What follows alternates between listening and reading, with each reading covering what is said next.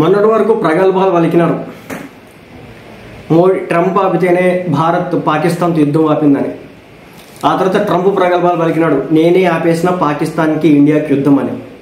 ఆ తర్వాత పాకిస్తాన్ వాళ్ళు వాగడం మొదలెట్టినారు, మమ్మల్ని చూసి భయపడి ఇండియా వచ్చేసి యుద్ధాన్ని ఆపిందని. కట్ చేస్తే మరి ఏమైందో తెలియదు, ఈ రోజున బయటకు వచ్చి యుద్ధం ఆపమని అడుక్కుంది మేమే, భారత్ కాళ్ళమే పడింది మేమే, లిటరల్గా మోడీ కాళ్ళ దగ్గర పడి కన్నీళ్లు గార్చినాం, మోడీ బూట్లు నాకేసినాం ఇంచుమించు, అప్పుడు ఆయన కనికరించి వదిలేసినాడని చెప్పేసి పాకిస్తాన్కి సంబంధించినటువంటి ఉప ప్రధాని మాట్లాడేది జరిగింది. ఆపరేషన్ సింధూర్ సమయంలో కాల్పుల విరమణ చేద్దామని తామే భారత్ను అడుక్కున్నట్టు పాకిస్తాన్ ఉప ప్రధాని ఇషాక్ ధార్ అంగీకరించారు.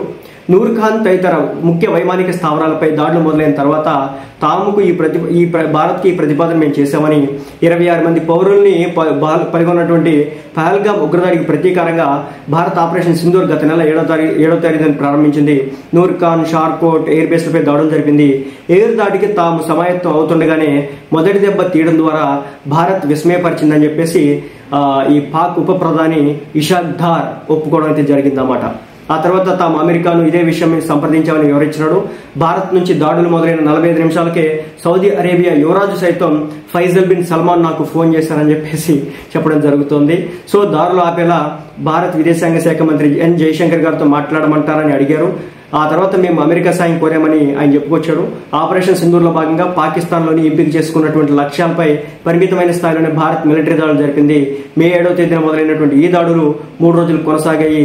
ఆ తర్వాత ఇరుపక్షాలు కాల్పుల విరమణ ఒప్పందం చేసుకున్నాయి. అయితే భారత్ పాక్ మధ్య ఒప్పందం తానే కుదిర్చానని, వాణిజ్య ప్రయోజనాలు ముందు పెట్టడంతో బ్లా ట్రంప్ ఏదో వాగాడు కానీ, సో మేము లిటరల్గా ఇండియాను అడుక్కున్నాం, కాలమే పడ్డాం, వాళ్ళు క్షమించి వదిలేసినారని చెప్పేసి ఈరోజు పాకిస్తాన్ ఉప ప్రధాని చెప్పడం జరిగింది.